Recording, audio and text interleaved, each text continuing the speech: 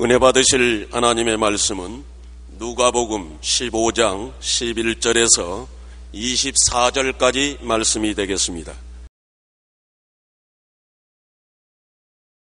또 이르시되 어떤 사람에게 두 아들이 있는데 그 둘째가 아버지에게 말하되 아버지여 재산 중에서 내게 돌아올 분깃을 내게 주소서 하는지라. 아버지가 그 살림을 각각 나누어 주었더니 그 후 며칠이 안 되어 둘째 아들이 재물을 다 모아가지고 먼 나라에 가 거기서 허랑방탕하여 그 재산을 낭비하더니 다 없앤 후 그 나라에 크게 흉년이 들어 그가 비로소 궁핍한지라. 가서 그 나라 백성 중 한 사람에게 붙여 사니 그가 그를 들러 보내어 돼지를 치게 하였는데 그가 돼지 먹는 쥐염 열매로 배를 채우고자 하되 주는 자가 없는지라. 이에 스스로 돌이켜 이르되 내 아버지에게는 양식이 풍족한 분꾼이 얼마나 많은가. 나는 여기서 추려 죽는구나. 내가 일어나 아버지께 가서 이르기를 아버지, 내가 하늘과 아버지께 죄를 지었사오니 지금부터는 아버지의 아들이라 일컬음을 감당하지 못하겠나이다. 나를 품꾼의 하나로 보소서 하리라 하고 이에 일어나서 아버지께로 돌아가니라. 아직도 거리가 먼데 아버지가 그를 보고 측은히 여겨 달려가 목을 안고 입을 맞추니 아들이 이르되 아버지, 내가 하늘과 아버지께 죄를 지었사오니 지금부터는 아버지의 아들이라 일컬음을 감당하지 못하겠나이다 하나 아버지는 종들에게 이르되 제일 좋은 옷을 내어다가 입히고 손에 가락지를 끼우고 발에 신을 신기라. 그리고 살진 송아지를 끌어다가 잡으라. 우리가 먹고 즐기자. 이 내 아들은 죽었다가 다시 살아났으며 내가 잃었다가 다시 얻었노라 하니 그들이 즐거워하더라. 아멘.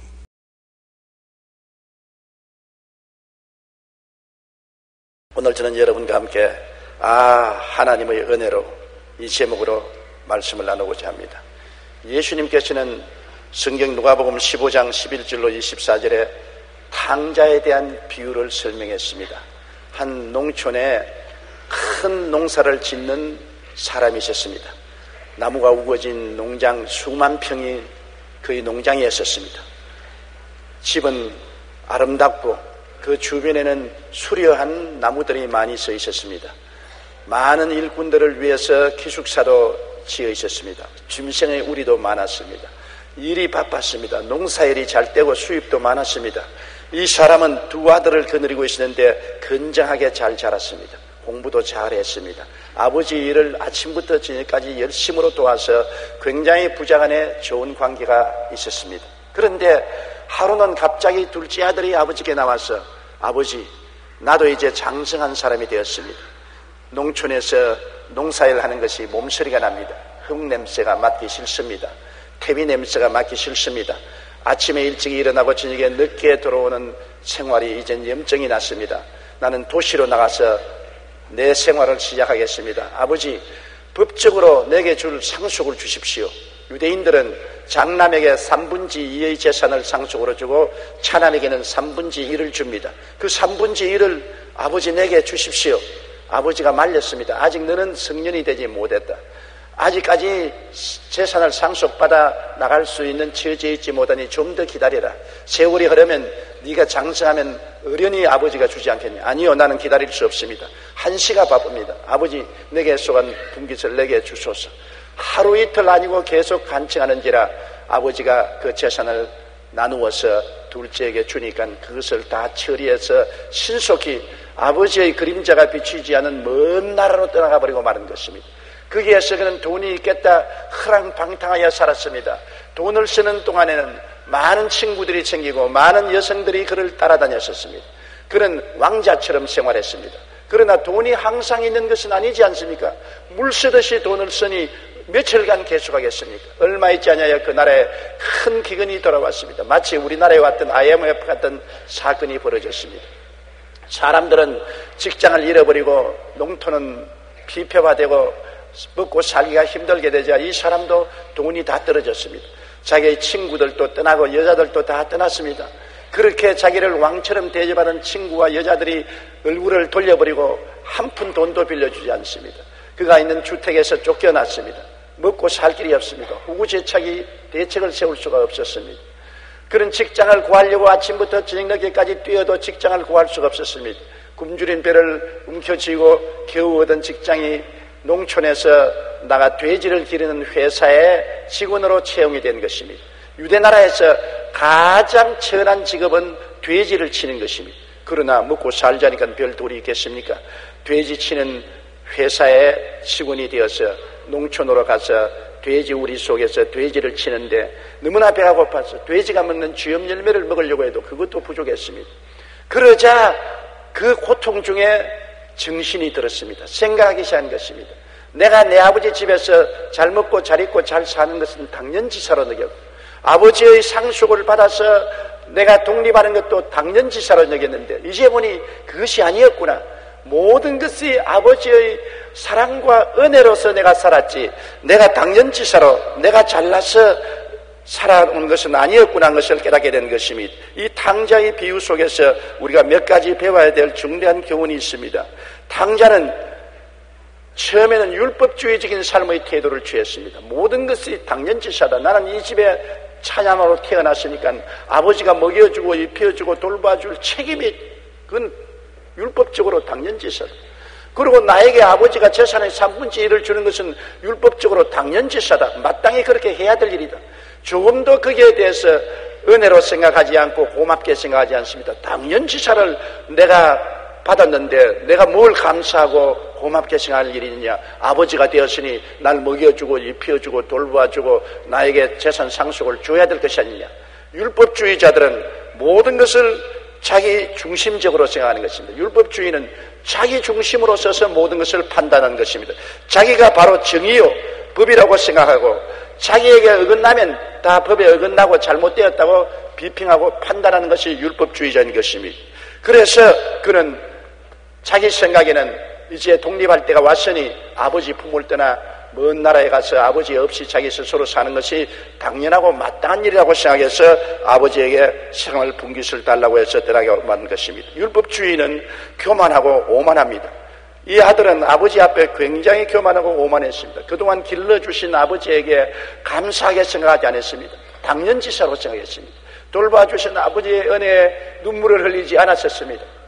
아버지가 할 일을 했는데 뭘 내가 아버지에게 구태여 고맙다고 머리를 조아릴 필요가 있느냐. 아버지가 나보다 더 잘해 주어야 될 것인데 더 이상 잘해주지 못했지 않느냐. 그런 생각밖에 없었습니다. 자기 제일주의입니다. 자기가 제일 잘났다고 생각했습니다. 나 같으면 아버지처럼 농촌에서 이렇게 흙냄새 맡고 퇴비 냄새 맡고 흙 속에 파묻혀 살지 않겠다. 도시에 가서 화롭게 살겠다고 생각한 것입니다. 그런 마음에 교만했습니다. 아버지의 교훈을 듣지 않았습니다. 잠언서 16장 18절에 보면 교만은 패망의 선봉이요 거만한 마음은 넘어짐의 앞잡이라고 말한 것입니다. 시편 5편 5절에 오만한 자들이 주의 목전에 서지 못하리이다. 주는 모든 행악자를 미워하신다고 했었습니다.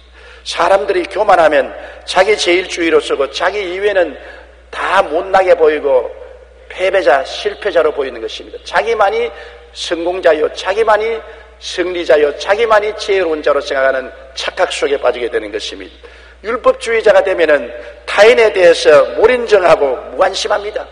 아버지에 대해서 이 둘째 아들은 몰인정했습니다. 그동안 아버지가 수고하고 고생하며 농사일을 해온 것을 불쌍히 여기고 길러준다고 고생한 것에 대한 감사를 느끼지 않았습니다. 아버지에게 대짜고짜로 내 소원 나의 상속을 달라고 호함치고 몸부림치지 아버지에 대해서 사랑하는 마음도 없었고 동정하는 마음도 없었습니다. 오랜 세월 동안 농사일에 고생한 아버지의 등은 휘어졌고 머리는 희끗희끗해졌고 얼굴엔 주름살이 졌습니다. 그건 아들에게 아무 관심도 없었습니다. 나이를 먹으면 늙은 거 당연한 일 아닌가. 나이를 먹었으니 머리가 희끗희끗해지면 당연한 일이지. 주름살 그거 다 오는 거야. 율법주의적으로 생각하고 거기에 대한 조그마한 정도 사랑의 관심도 기울이지 않았습니다. 우리 하나님께서 우리에게 원하시는 것은 율법주의가 아니라 사랑과 동정을 원하시는 것입니다. 하나님은 우리가 사랑을 가지고 우리의 부모, 형제, 자매, 이웃을 보기를 원하시는 것입니다. 호세아 6장 6절에 나는 인애를 원하고 제사를 원치 아니하나며 번제보다 하나님을 아는 것을 원한다고 말한 것입니다. 제사는 율법적으로 드리는 것입니다. 범죄하면 범죄에 대한 대가로서 제물을 드리는 것입니다. 그런데 제물 드리는 것보다 하나님은 우리가 불쌍히 여기는 마음으로 동정하는 심정을 가지기를 원한다고 말씀한 것입니다. 마태복음 9장 13절에 예수께서 말씀하기를 너희는 가서 내가 긍휼을 원하고 제사를 원치 아니하노라 하신 뜻이 무엇인지 배우라. 나는 의인을 부르러 온 것이 아니요 죄인을 부르러 왔노라. 예수님이 죄인과 함께 밥을 잡수시고 세리와 창녀들과 함께 교제한다는 것을 바리새 교인들이 비난했을 때 예수님 말했습니다. 너는 성경에 하나님은 긍휼을 원하고 제사를 원치 않는다는 것을 알아. 하나님은 이웃을 불쌍히 여기고 동정하는 것을 제사보다 더 원한다는 것을 너희가 알아라.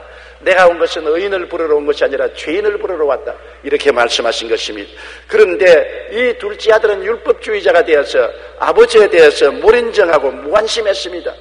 아버지에게 대한 조그만한 인정도 사랑도 자비도 갖지 않았었습니다. 율법주의자인 것입니다. 감사할 줄 모릅니다. 율법주의자는 항상 불평만 말하고 감사하지 모릅니다. 자기의 주위와 환경에 감사할 것 많은데 감사할 것은 다 도외시해버리고 언제나 모자란 것, 안 된 것, 부족한 것, 불편한 것만 들어서 불평, 원망, 탄식을 했습니다. 이 둘째는 농촌에서 사는 것이 불만이었었습니다. 아침에 일찍 일어났는데 왜 아버지 마음대로 명령을 내려서 우리 순종에 아침에 일찍 일어나야 되냐, 왜 들로 나가서 농부들을 돌보아야 되고 감시해야 되고 소들을 먹이고 짐승들을 돌보아야 되느냐, 왜 과수원에 가서 전단을 해야 되고 걸음을 줘야 되고 열매를 따야 되느냐, 왜 이런 고생을 해야 되느냐, 왜 아침부터 저녁까지 일을 해야 되느냐, 왜 이렇게 수고롭게 살아야 되느냐, 따뜻한 옷 입고 뜨끈뜨끈한 밥 먹고 좋은 집에서 살고 좋은 환경에서 자라는 것에 대해서는 조금도 감사하지 않았습니다. 율법주의자들은 언제나 율법적으로 자기에게 괴롭고 고통스럽고 편안하지 못한 것만 지적해서 불평하는 것입니다. 시편 106편 25절로 27절에 보면 그들의 장막에서 원망하며 야훼의 음성을 듣지 아니하였도다. 이러므로 그가 그의 손을 들어 그들에게 맹세하기를 그들이 광야에 엎드려지게 하고 또 그들의 후손을 뭇백성 중에 엎드려뜨리며 여러 나라로 흩어지게 하리라 하셨도다. 이스라엘 백성이 하나님의 은총을 통해서 광야에서 편안하게 여행을 하면서 가나안 복지까지 나오게 된 것을 고맙게 생각하지 않았습니다. 하나님의 기적으로 썬물이 달아지고 메추라기가 날아오고 만나가 떨어지고 밥에 물이 나오는 것 기이하고 놀라운 일로 감사해야 될 것인데 오히려 그것을 원망과 불평과 탄식을 합니다. 이렇게 고통스러운 길을 왜 걷게 하느냐, 왜 광야를 지나게 하느냐, 왜 메추라기를 먹게 하고 만나를 먹게 하느냐, 질력이 나고 맛이 없다, 길이 험하고 고통스럽다, 온갖 원망과 불평을 다함으로 감사할 줄 모르는 율법주의자, 비평론자, 평론자들을 주님께서는 저버렸던 것입니다. 율법주의자들은 감사할 줄을 모르는 것입니다. 그런데 이 율법주의가 깨어질 때가 오는 것입니다. 율법주의는 큰 시련과 고통을 당하면 박살이 나고 자기 중심이 허물어진 것입니다. 이 탕자의 세계 속에도 깨어질 날이 왔습니다. 탕자가 아버지 앞에서 자기가 마땅히 얻을 재산의 3분의 1을 가지고 내 돈 내가 마음대로 쓰는데 누가 간섭할 것이냐, 내 돈 내 마음대로 쓸 수 있다고 율법주의적으로 생각하고 비평과 평론과 교훈을 듣지 않았습니다. 더구나 아버지를 떠나 멀리 왔으니 아버지의 교훈을 듣지 않으니 편안했습니다. 그러나 기근이 다가와서 모든 사업이 다 무너지고 점포가 문을 닫고 직장을 잃어버리고 먹고 살 길이 없고 후지책을 할 때 우리가 없고 비참하게 되었었습니다. 그러니 이 젊은이가 갈 데가 없습니다. 직장을 찾아 하루 종일 허덕여도 직장을 얻을 수 없다가 거의 얻은 것이 저 시골에 가서 돼지를 치는 직원이 되는 것입니다. 가장 천하고 낮은 직장을 얻은 것입니다. 여러분, 잠언서 11장 28절에 자기의 재물을 의지하는 자는 패망하리라고 말했었습니다. 잠언서 23장 5절에 내가 어찌 허무한 것에 주목하겠느냐, 정령의 재물은 스스로 날개를 내어 하늘을 나른 독수리처럼 날아가리라. 재물을 의지하면 언제고 그 재물이 독수리같이 날개를 치고 날아갈 날이 오는 것입니다. 재물은 영원히 우리 곁에 있지 않은 것입니다. 그런데 이 청년은 써도 끝이 없이 재물이 있을 줄 알고 재물을 쓰다가 기근이 다가오니 재물이 다 날아가 버리고 빈손 들고 이제는 우지책을 할 수 없는 비참한 전경에 떨어지게 됐습니다. 포켓도에 손을 넣어봐도 잘랑거리는 돈도 없습니다. 은행에 아무런 후자도 남은 것이 없습니다. 집도 쫓겨났습니다. 입은 옷도 다 낡아졌습니다. 아침 저녁으로 먹을 밥이 없습니다. 그는 비참하게 되었습니다. 시골에 가서 돼지 농장에 들어가서 돼지를 치는데 돼지 쥐염료를 먹으려도 충분히 주지 않습니다. 그는 거기에서 생각하기를, 야, 내가 지금까지 살아온 인생이 당년지사로 알았는데 당년지사가 아니구나. 아버지가 우리를 먹이고 입히고 기르고 돌보아준 것은 아버지로서 마땅히 할 당년지사요. 내가 받을 것 받았다고 생각했는데 그것이 아니구나. 밥 먹는 것이 이렇게 힘드는 줄 몰랐다. 옷 입는 것이 이렇게 힘드는 줄 몰랐다. 잠자리를 얻는 것이 이렇게 힘든 줄 몰랐다. 옛날에 아버지 집에 있을 때는 먹고 마시고 옷 입고 자고 깨고 사는 것은 당연지차로 느꼈다. 그것 가지고 내가 감사하지 않았는데 이것이 얼마나 감사한 일인 것을 저는 깨닫게 되었다. 그는 고통이 다가오자 비로소 눈에 비늘이 떨어지고 율법주의가 떠나가고 아버지 하나님이 베풀어 주신 친아버지가 베풀어 준 은혜와 사랑을 깨닫게 된 것입니다. 당연지사가 아닌 인생을 그는 깨닫게 된 것입니다. 최하로 인생이 낮아지자 비로소 자기가 지금까지 살아온 모든 삶이 은총과 축복으로 살아왔지, 자기가 잘나서 자기가 수고해서 자기 능력으로 자기의 수단과 방법으로 살아온 인생이 아니라는 것을 깨달게 된 것입니다. 나는 어떤 사람의 글을 읽어보았는데 한참 잘 나가는 인생이었습니다. 최고 학부를 나오고 좋은 직장에서 봉급도 많이 받고 모든 사람들의 칭찬을 받고 가족들 가운데도 우상처럼 되었는데 그만 암에 걸렸습니다. 병원에서 진찰하기를 6개월 이상 못 산다는 진찰이 생겼습니다. 그는 모든 것이 캄캄했습니다. 좌절과 절망에 처했습니다. 그러자 인생을 다시 보기 시작했습니다.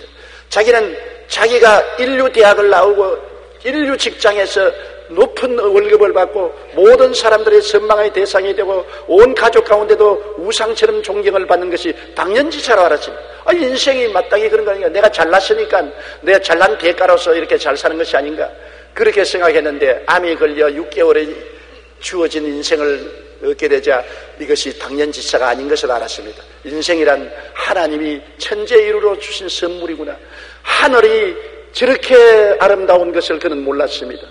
땅에 서 있다는 이 자체가 은혜라는 것을 몰랐습니다.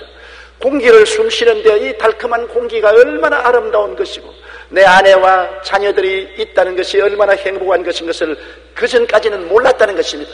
모든 것을 다 잃어버리고 난 다음에 이제 돌이켜보니 하늘도 하나님이 주신 선물이요, 땅에 서 있는 것도 하나님이 주신 선물이요, 숨쉬는 공기가 얼마나 달콤한지 죽기 전에 한 번이라도 더 숨 쉬어보겠다고 숨을 깊이 들이켜쉬고 아내 사랑하는 자녀들이 주변에서 있었다는 것이 얼마나 큰 은혜요, 당연지사가 아닌 것을 알았습니다. 그의 글에 그렇게 기록해 놓았습니다. 나는 모든 인생을 내가 마땅히 잘났으니까 내 대가로서 받는 줄 알았는데 내가 죽음을 6개월 앞두고 보니까 모든 것이 내 대가가 아니다. 내가 지금까지 살아있는 것이 내 힘으로 살아있는 것도 아니다. 교육도 하나님이 받게 해주셨고 하나님이 잘나게 해주셨고 하나님이 인류 회사에 들어가게 해주셨고 하나님이 높은 봉급을 받게 해주셨고 하나님의 사랑하는 아내와 자식을 주는데 이것을 감사할 줄 모르고 당연지사로 하는 나의 인생은 참으로 잘못 살았다. 이제 6개월의 세월 동안 나는 잘못 살은 것을 회개하고 모든 것을 하나님이 선물로 주신 것을 뼈저리게 느끼고 감사하며 살다가 가겠다는 그런 글을 읽어본 적이 있습니다. 에레미야 17장 5절에 무릇 사람을 믿으며 육신으로 그의 힘을 삼고 마음이 야훼께서 떠난 그 사람은 저주를 받을 것이라 말했었습니다. 하나님 없이 사는 삶이 저주 그 자체인 것입니다. 은혜를 모르고 율법주의적으로 자기 중심으로 자기가 잘나서 당연지사로 산다고 생각하는 사람은 인생을 잘못 살아는 사람인 것입니다. 깍대기만 핥고 살아는 사람인 것입니다. 인생의 진정한 깊이를 모르는 사람인 것입니다. 우리가 이 세상에 태어나서 자라난 것도 하나님께서 어머니를 통해서 우리에게 베풀어 주신 은혜인 것입니다. 부모의 은혜와 사랑을 당연지사로 생각하면 안 됩니다. 교육을 받은 것도 당연지사가 아니지요. 우리가 편안하게 먹고 살고 생활하는 것 당연지사가 아니지요. 북한에 보면 북한에 있는 동포들은 자유와 인권이 없습니다. 예수 믿고 교회도 올 수 없습니다. 우리는 우리의 자유를 누리는 것 당연지사로 생각합니다. 교회에 와서 예배드리는 것 당연지석 아니냐? 그건 뭐 특별히 감사할 것 있겠는가 생각하는데, 자유는 잃어보아야 자유가 얼마나 귀한 것을 알고, 예배양을 잃어버려봐야 예배드리는 저수가 있고 예배드릴 수 있다는 것이 얼마나 감사한 것을 깨닫게 되는 것입니다. 인생은 율법주의적인 당연지사에서 깨어나서 모든 것이 하나님의 은혜요, 사랑이요, 축복이라는 것을 깨닫게 될 때 비로소 인생을 살게 되는 것입니다. 이 청년은 자기 살아온 인생을 되돌아보았었습니다. 지금까지 살아온 길을 되돌아보니까 모든 것을 잃어버리고 난 다음에야 모든 것이 은혜로 주어진 것을 알았습니다.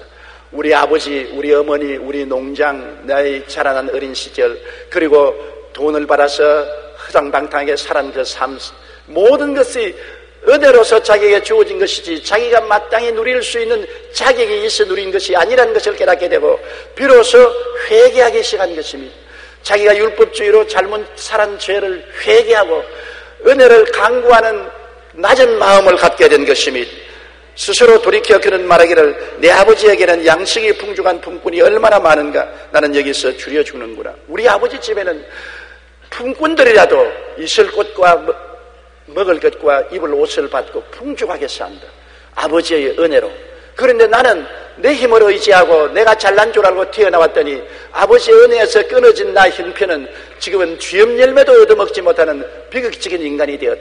이제는 내 스스로의 잘난 힘으로 살지 못하고 아버지의 은혜가 없이는 못 산다는 것을 그는 깊이 깨달은 것입니다. 고난의 칼바람이 벗기는 율법주의인 것입니다. 율법주의 옷을 단단히 입고 잘난제하고 자기 중심주의로 남을 비평하고 평론하고 동서로 활개치다가 고난의 칼바람이 불어와서 율법의 옷을 벗겨버리니 자기는 비참한 인간, 은혜가 없이는 살 수 없는 인간인 것을 깨달았습니다. 이 젊은이는 지위도 명예도 돈도 부귀도 다 잃어버렸습니다. 빈손 들게 됐습니다. 빈손 들게 되자 율법주의의 옷은 다 벗겨져 버리고 오직 크게 부각되는 것은 아버지의 은혜와 사랑만이 눈앞에 부각되었습니다. 지금까지 내가 부귀도 영화도 권세도 돈도 옷도 누린 것은 아버지의 은혜로서 그렇게 했구나. 내 힘으로 한 것이 아니었구나. 아버지의 은혜에 대한 것을 뼛속까지 느끼게 된 것입니다. 시편 25편 7절에 야훼여 내 젊은 시절의 죄와 허물을 기억하지 마시고 주의 인자하심을 따라 주께서 나를 기억하시되 주의 선하심으로 하옵소서. 젊은 시절에 율법주의가 되어서 철없이 뛰는 모든 죄를 회개해달라고 시편 기자는 외친 것입니다. 우리가 젊었을 때는 너무나 자기 중심주의적이고 자기 이기주의적이고 자기가 잘난 줄 알고 은혜를 생각하지 못할 때가 많습니다. 낭패와 실망을 당하여 모든 것을 다 잃어버리고 돼지 소굴로 낮아지고 쥐염 열매를 먹게 될 때 비로소 자기는 아무것도 아니요 오직 살아온 것이 은혜로서 살아온 것을 그때야 깨닫게 되는 것입니다. 시편 71편 20절에 우리에게 여러 가지 심한 고난을 보이신 주께서 우리를 다시 살리시며 땅 깊은 곳에서 다시 끌어올리시리이다. 고난을 통해서 우리의 잘못을 깨닫고 깨어지고 비로소 은혜를 깨닫게 될 때 하나님은 은혜를 베풀어 주시는 것입니다. 옥스퍼드와 캠브리지 대학 교수로 많은 기독교 서적을 집필한 C.S. 루이스는 많은 사람들에게 꿈과 소망을 주었습니다. 한 번은 루이스 교수가 옥스퍼드 채플에서 설교를 하고 나왔을 때 어떤 젊은이가 그에게 다가와서 이렇게 물었습니다. 선생님, 신이 살아계시다면 설명할 수 없는 고통이 이 세상에 왜 이다지도 많습니까? 루이스 교수는 이렇게 대답했습니다. 젊은이, 이 세상을 살아오는 사람들이 그러지 않아도 오만하고 교만한데 고통마저 없었다면 얼마나 교만하겠는가. 고통은 기먹은 사람들을 깨워주는 하나님의 확성기라네. 맞았습니다. 고통이 없었다면 이 세상 사람들이 얼마나 오만하고 교만하고 율법주의적으로 자기 중심에 서서 기고만장하고 살지 않겠습니까? 그런데 고통이 와서 그들을 깨뜨림으로 율법주의에서 허무너지고 깨어지고 은혜를 찾게 되는 것입니다. 사람들은 고통이 와야 자신의 삶을 돌아보고 하나님을 찾습니다. 탕자는 기근이 왔을 때 자신의 삶을 돌아보고 생각을 하게 되었습니다. 그리고 자기 중심적인 율법주의적 삶을 버릴 수가 있는 것입니다. 고난으로 낮아질 때 은혜의 눈이 뜨이는 것입니다. 오늘날 좋은 집에서 호의호식하고 편안하게 학교 공부를 하고 편안하게 직장 생활을 한 사람은 은혜를 모릅니다. 기고만장합니다. 자기 중심적으로 자기 힘으로 모든 것이 자기가 할 수 있다고 생각하는 것입니다. 그러나 고난이 다가와서 고난의 칼바람이 모든 율법의 옷을 벗겨버리면 낮아지고 깨어지면 은혜의 눈이 뜨이는 것입니다. 고난이 우리 눈을 뜨게 만드는 것입니다. 고난이 다가오기 전에는 은혜의 눈은 뜨이지 않습니다.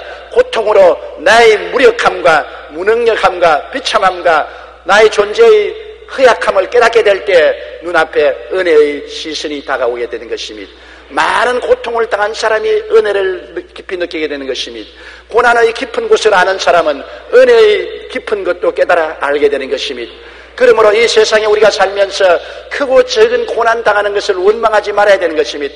고통 당할 때 하나님의 은혜를 깨닫게 되는 것입니다.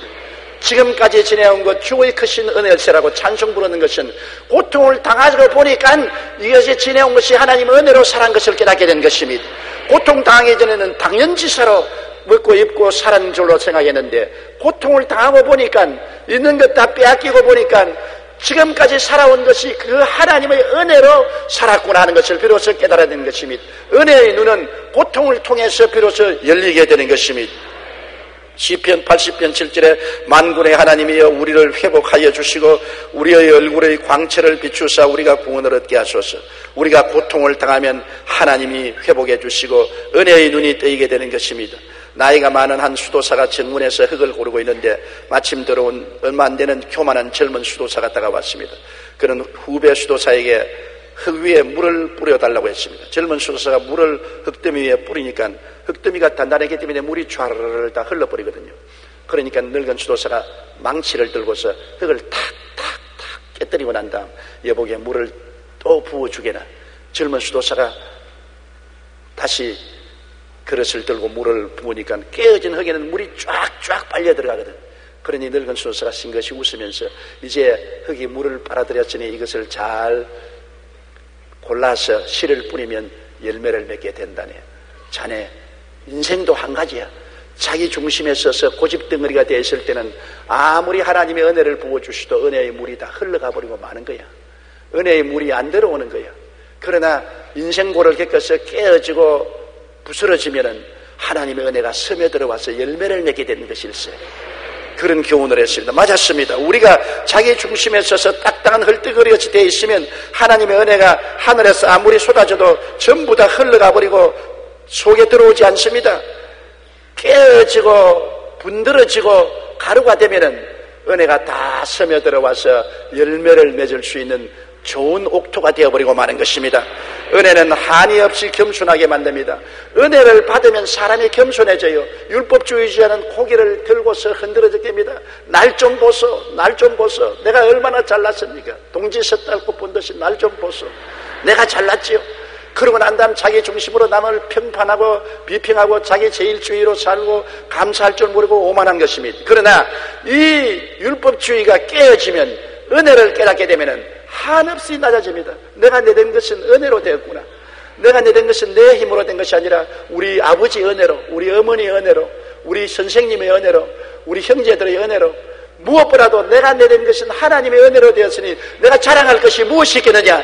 내가 아침에 일어나고 저녁에 누울 수 있는 것도 하나님의 은혜요. 일용할 양식을 얻는 것도 하나님의 은혜요. 명예와 지위를 얻은 것도 하나님의 은혜요. 돈벌이를 하는 것도 하나님의 은혜로다. 하나님의 은혜를 깨달으면 한없이 겸손하고 낮아지는 것입니다. 그렇게 고개를 흔들어 제끼던 그 고개가 사라져버리고 마는 것입니다. 깊이 고개를 숙이고 허리를 숙이게 되는 것입니다. 잠언서 28장 13절에 자기의 죄를 숨기는 자는 형통하지 못하나 죄를 자복하고 버리는 자는 불쌍히 여김을 받으리라. 은혜를 받으면 모든 잘못을 회개하고 자복하고 낮아지고 겸허하게 되는 것입니다. 야고보서 4장 6절에 그러므로 일러시되 하나님이 교만한 자를 물리치시고 겸손한 자에게 은혜를 주시는도다. 겸손하니까 은혜를 받고 은혜를 받으니까 더욱 겸손해지는 것입니다. 그런데 하나님은 은혜를 깨달은 사람에게 은혜를 주시는 것입니다. 은혜를 깨닫지 못한 사람에게 은혜를 줘봤자 은혜는 다 흘러가 버리고 마는 것입니다. 소용이 없어요. 깨어지고 은혜를 아는 사람에게 하나님은 은혜를 퍼부어 주시는 것입니다. 그렇기 때문에 시험과 환난이 다가와서 지위도 명예도 권세도 돈도 건강도 다 잃어버리고 난 다음에야 하나님의 은혜를 깨닫게 되고 부르짖으면 그때야 하나님의 은혜를 퍼부어 주어서 우리가 변화된 사람이 많습니다. 처음부터 은혜를 받는 사람은 없습니다.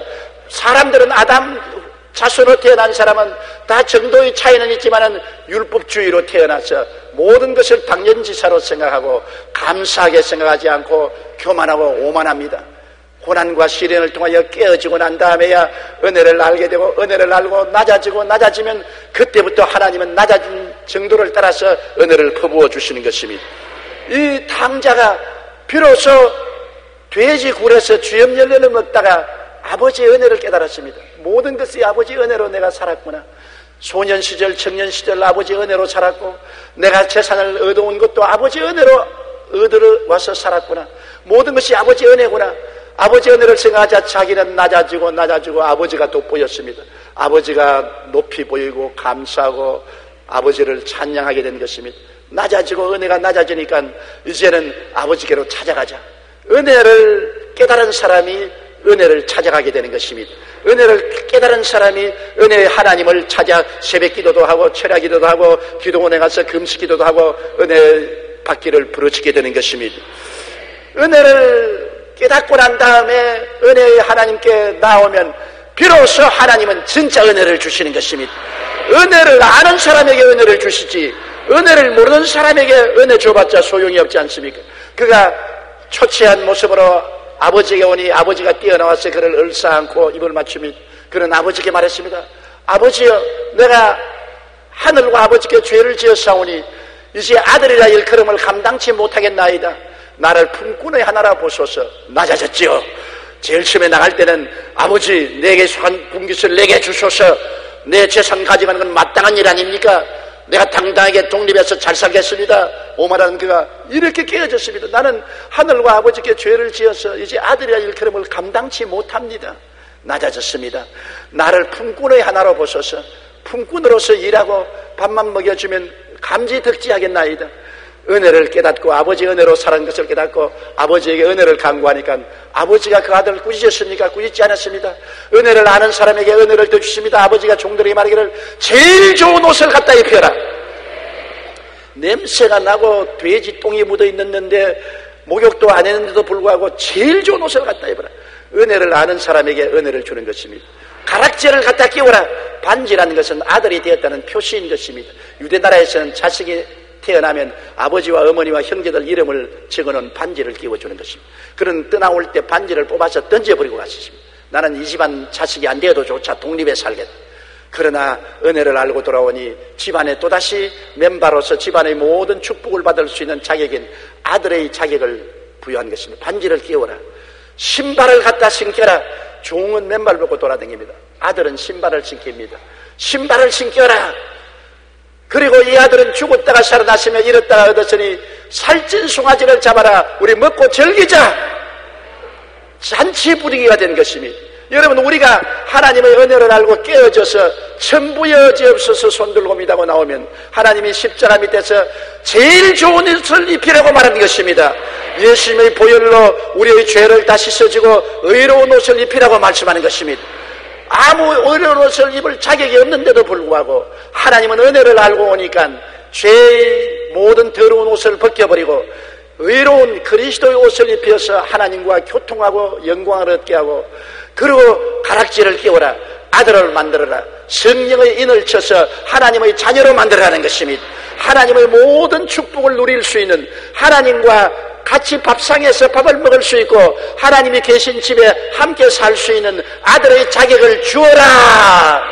아담 이후로 쫓겨나서 하나님 근처도 못 보던 우리들에게 은혜를 알고 예수님께 나오면 아들의 자격을 주시고, 그리고 신발을 신겨라. 영혼이 잘됨같이 범사에 잘되며 강건하고 생명을 얻되 풍성하게 얻는 신발을 신겨라. 하나님의 약속의 신발을 신겨서 다시는 발이 걸레처럼 찢어지고 상처투성이가 된 인생을 살지 말고 약속의 은혜의 신발을 신고 승리로 살도록 만들어라. 그리고 살찐 송아지를 잡아라. 믿음, 소망, 사랑의 평강, 희락, 넘치는 행복의 축복의 송아지를 잡아라. 그리고 이제 너무나 슬프게 살았으니 우리 집에 들어와서 기뻐하고 즐거워하며 잔치를 가지고 살아라.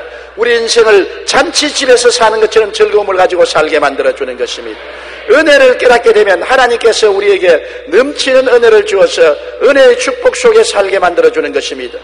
율법주의적인 자기가 깨어진 사람만이 예수님의 십자가의 은혜를 깨닫게 되고 믿고 감격하고 변화받게 되고 천국 백성이 되는 것입니다. 율법주의적인 자아가 깨어지지 않은 사람은 예수 그리스도의 십자가의 은혜를 찾지도 않습니다. 은혜도 구하지 않습니다. 인본주의로 서서 자기가 잘난 줄 생각하고 자기의 힘과 자기의 능력으로 내가 하고 살게 되는 것입니다.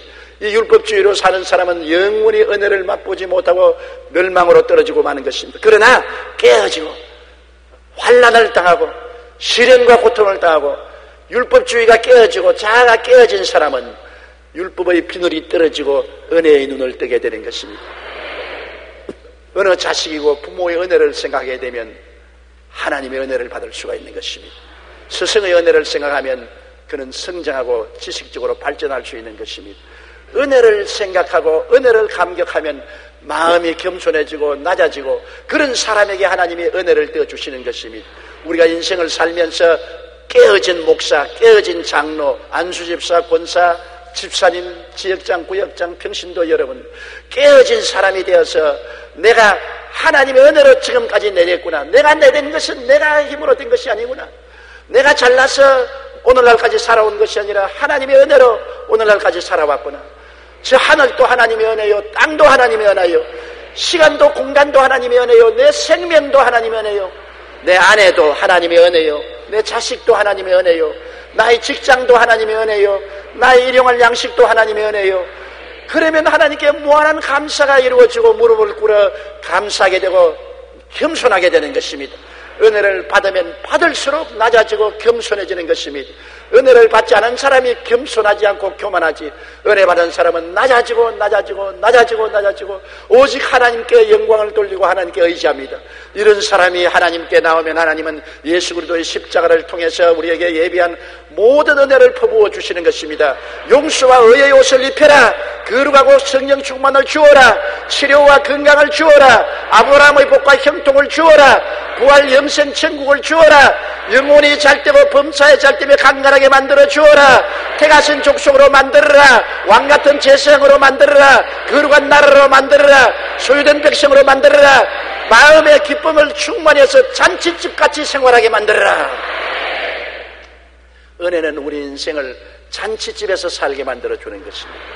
우리는 정말 내 마음속에 하나님과 더불어 기쁨을 가지고 우리 가정에서 내 소속한 기관에서 기쁨의 전도자가 되어 줄 수 있는 것입니다. 이 새해에는 여러분 깨어져서 은혜를 깨닫게 되시기를 바랍니다. 은혜를 보는 눈을 얻게 되시기 바랍니다. 은혜를 받으면 받을수록 내가 겸손해지는 것입니다. 내가 낮아지고 겸손해졌거들랑 내가 은혜를 받은 줄로 아십시오.